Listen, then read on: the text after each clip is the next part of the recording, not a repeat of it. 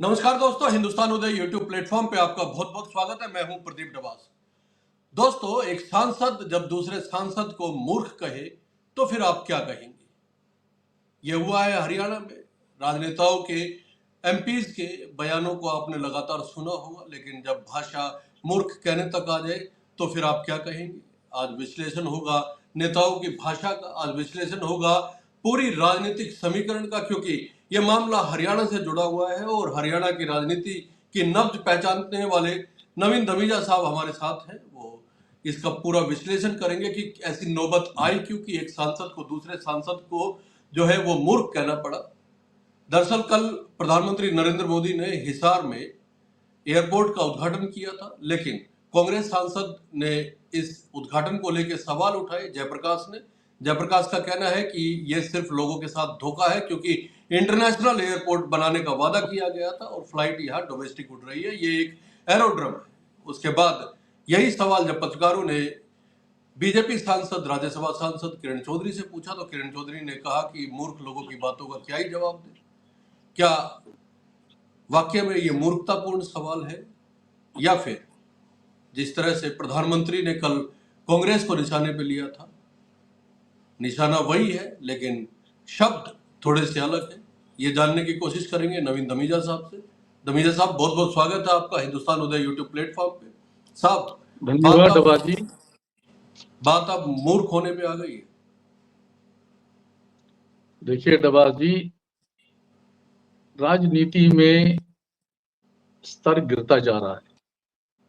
पहले बड़े नेता, चाहे विधायक हो, मंत्री हो, सांसद हो या कोई और बड़ा नेता हो, वो बात करता था, मुद्दे उठाता था, आरोप प्रत्यारोप भी लगते थे, लेकिन आरोप प्रत्यारोप लगते थे भाई विकास नहीं हो रहा जी। दूसरी पार्टी विकास नहीं करवा रही है। जब वो सत्ता में थे तब उन्होंने विकास नहीं करवाए, उन्होंने लोगों के काम नहीं करवाए, भ्रष्टाचार को बढ़ावा दिया। इस तरह के जो मुद्दे थे, जो जनता से जुड़े मुद्दे होते थे, उन पे बहस होती थी, उन पर चर्चा होती थी, उन पर आरोप प्रत्यारोप लगाए जाते थे जी। और उन आरोप प्रत्यारोपों का जवाब भी उसी तरीके से दिया जाता था। सामने वाला बताता था कि उन्होंने क्या काम करवाए, क्या नहीं करवाए, यदि नहीं करवाए तो किस वजह से नहीं करवाए, क्या अड़चने आई, क्या परेशानियां आई, उन लोगों के आगे की क्या योजना थी। तो इन मुद्दों को लेकर के पहले चर्चा हुआ करती थी, सार्थक चर्चा हुआ करती थी।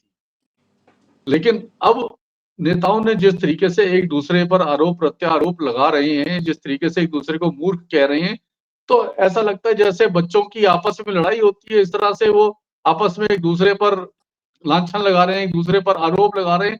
और इन नेताओं का आपस में जो है, समाज में देखो उपहास उड़ रहे हैं, उनकी हंसी उड़ रही है, इनकी जग हंसाई हो रही है।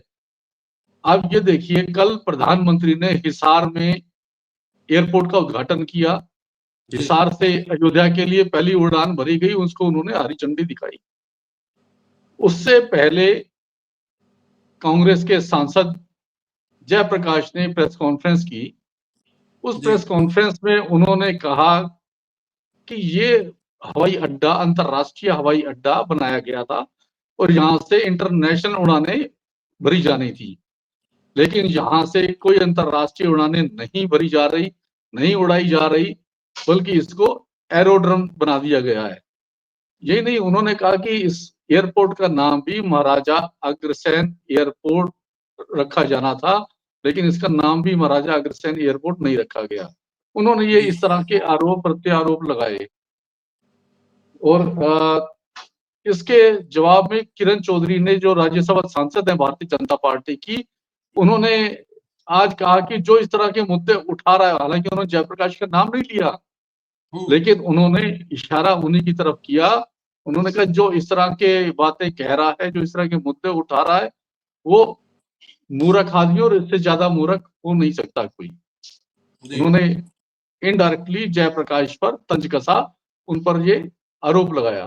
तो इस तरह से आरोप, मूर्ख और ये कह करके देखिए, मुझे लगता है कि इससे जग हंसाई हो रही है। ऐसे बात हो रही है जैसे बच्चे आपस में लड़ते हैं और एक दूसरे को कहते हैं ये पागल है, ये बेवकूफ है, इसमें अकल नहीं है। तो ये इस तरीके के शब्दावली का इस्तेमाल किया जा रहा है, जबकि लड़ाई होनी चाहिए थी मुद्दों की। विकास कांग्रेस के कार्यकाल में हुए नहीं हुए, कौन से काम नहीं हुए, भारतीय जनता पार्टी क्या काम करवा रही है, क्या उनका लाइन ऑफ एक्शन है। और यही नहीं, किरण चौधरी ने अपनी प्रेस कॉन्फ्रेंस में अपने निवास पे पत्रकारों से जो बातचीत की, उस पे उन्होंने कांग्रेस के ऊपर कई तरह के आरोप लगाए। भूपेंद्र सिंह हुड्डा पर भी तंज कसा, उन पर भी उन्होंने जी हाँ, टिकट कटवाने की कई बात कही, उन सुनीति पर चौधरी की उन टिकट पर कटवाने उन की पर बात राजनीतिक कही उन्होंने। प्रहार किए। जी, जी, जी, जी। हाँ हाँ, उन्होंने भाई नेता प्रतिपक्ष का चुनाव ना होने पर भी चुटकी ली। ये सारी चीजें हम इन पे डिस्कस करेंगे कि क्यों कांग्रेस की हालत ऐसे हो रखी है कि इसके नेताओं को भी अब मूर्ख बताया जाने लगा है। क्यों पार्टी संघर्ष के रास्ते से हरियाणा में कम से कम इस समय पूरी तरह अलग होती दिखाई दे रही है। इस सब पे हम बात करेंगे, लेकिन आपकी बात जायज है। आपने बेहद गंभीर बात कही है कि बात मुद्दों की होनी चाहिए, बात विषयों की होनी चाहिए। और जब विषय की बात होती है तो एक विषय जयप्रकाश की ओर से ये उठाया गया कि इंटरनेशनल फ्लाइटें यहाँ से जाने का या इंटरनेशनल एयरपोर्ट एयरपोर्ट बनाने का जो वादा किया गया था, घोषणा की गई थी, वो तो पूरा नहीं हुआ है। तो इसका जवाब तो निश्चित तौर पे दिया ही जाना चाहिए था। हरियाणा के लोग भी जानना चाहते हैं, नवीन जी। निश्चित तौर पर बजाय वो इसका जवाब देती, वो उसका कुछ भी जवाब देती कि भी हाँ पहले एयरपोर्ट अभी शुरू किया गया है, चाहे डोमेस्टिक से शुरू किया है, बाद में इनकी क्या योजना है सरकार की, वो उसका प्रॉपर जवाब देती। उसकी बजाय जवाब देने की बजाय उन्होंने ये कह दिया कि इससे बड़ा मूर्ख कोई हो नहीं सकता जो इस तरह की बातें कह रहे हैं। तो उससे वो एक जग हंसाई हो रही है उनके इस बयान की। जी उन्होंने इससे अपना कद छोटा कर लिया है। जी बात मुद्दे की होनी चाहिए थी, लेकिन भारतीय जनता पार्टी के नेता ज्यादातर मुद्दों की बात नहीं करके वो लोगों को सिर्फ बरगलाने की बात करते हैं। आमतौर पर इस तरह के आरोप विपक्ष लगाता है। लोग भी अब इस बात का खुलकर समर्थन करने लगे हैं विपक्ष की बातों का, क्योंकि भारतीय जनता पार्टी के नेता लोगों को इसी तरीके की बातें कहते हैं। उनके पास मुद्दे नहीं है। लेकिन मुद्दे तो कांग्रेस के पास पिछले 2-3 साल से बड़े बड़े रहे हैं, नवीन साहब। लेकिन कांग्रेस कहाँ, अगर जयप्रकाश ने एक बात उठाई एयरपोर्ट की, वो हिसार से सांसद है, हिसार में एयरपोर्ट है, तो निश्चित तौर पे उनका उठाना बनता भी था। लेकिन कांग्रेस के पास तो ये पूरे प्रदेश से जुड़ा हुआ मुद्दा है। एयरपोर्ट तो पूरे प्रदेश के लिए बना होगा, आसपास के प्रदेशों के लिए भी बना होगा। तो कांग्रेस के पास अगर जयप्रकाश ने एक मुद्दा अपनी पार्टी के लिए उठाया, तो पार्टी के लोगों को, पार्टी के नेताओं को भी और कार्यकर्ताओं को निश्चित तौर पे इस मुद्दे को बढ़ चढ़ के उठाना चाहिए था। लेकिन वार पे वार झेल रहे हैं और कांग्रेस खामोश बैठी हुई है। इससे बड़े मुद्दे कई बार उठे, और लोकसभा चुनाव देखा आपने, विधानसभा चुनाव देखा आपने, और इतनी गंभीरता के साथ आपने उस समय भी विश्लेषण किए थे। कांग्रेस कहां सड़क पे दिखाई दी? वो तो लोगों का एक मूड बना हुआ था जिसकी वजह से 10 में से 5 सीटें लोकसभा चुनाव में दे दी। वरना तो कांग्रेस की ओर से तो कोई एफर्ट किया ही नहीं गया था कभी भी, और अभी भी ऐसा ही लग रहा है। यही वजह है कि किरण चौधरी ने चुटकी भी ले ली कि कांग्रेस तो वो ढीली पार्टी है जो विधानसभा चुनाव होने के इतने महीने बाद भी अपना नेता प्रतिपक्ष का चुनाव नहीं कर पाई। देखिए डबाज जी, इसमें कोई शक वाली बात नहीं। कांग्रेस अपनी नीतियों की वजह से, अपने डिसीजंस की वजह से कांग्रेस कमजोर होती चली गई। और कांग्रेस, अगर लोगों को लग रहा था विधानसभा चुनावों में हरियाणा में कांग्रेस की सरकार बनेगी, स्पष्ट बहुमत से सरकार आएगी, सारे चैनल, सारे सर्वे इसी बात को कह रहे थे, लेकिन सब फेल हुए। क्यों? क्योंकि कांग्रेस ने ना तो अपना संगठन तैयार किया, ना कांग्रेस ने कोई अपनी पॉलिसी।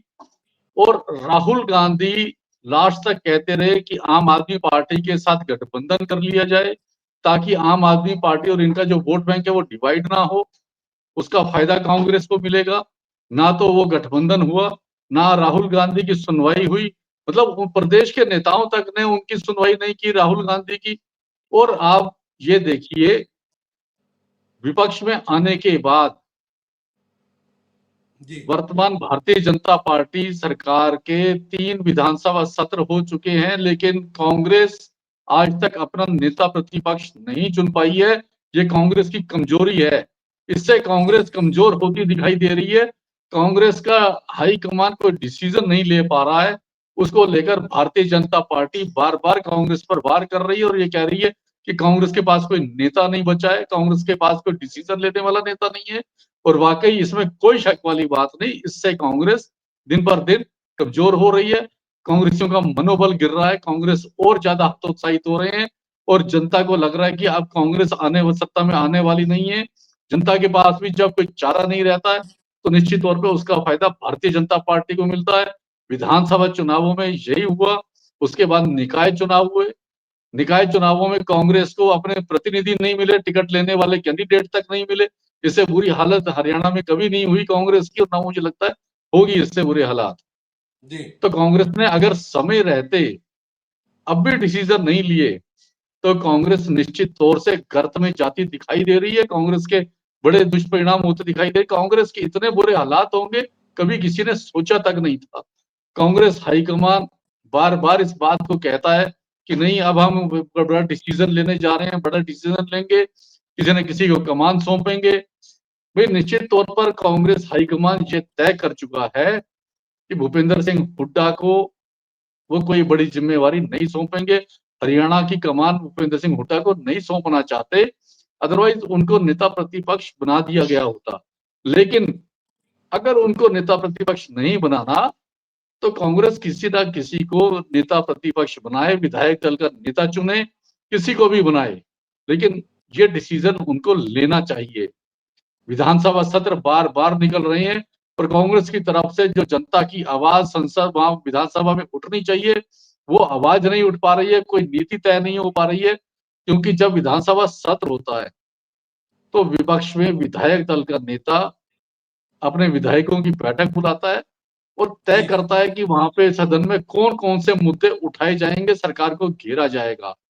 जी सरकार ने कौन कौन से मुद्दे चुनावों में वायदे किए थे जो पूरे नहीं किए, जिन पर कार्रवाई नहीं की जा रही है, ताकि उनको उठाया जाए, घेरा जाए। लेकिन जब नेता प्रतिपक्ष नहीं है, तो कौन विधायकों की बैठक बुलाएगा, कौन ये तय करेगा? और इसका फायदा निश्चित तौर पर भारतीय जनता पार्टी को मिल रहा है, भारतीय जनता पार्टी की सरकार को मिल रहा है इसका फायदा, और कांग्रेस उससे और कमजोर हो रही है।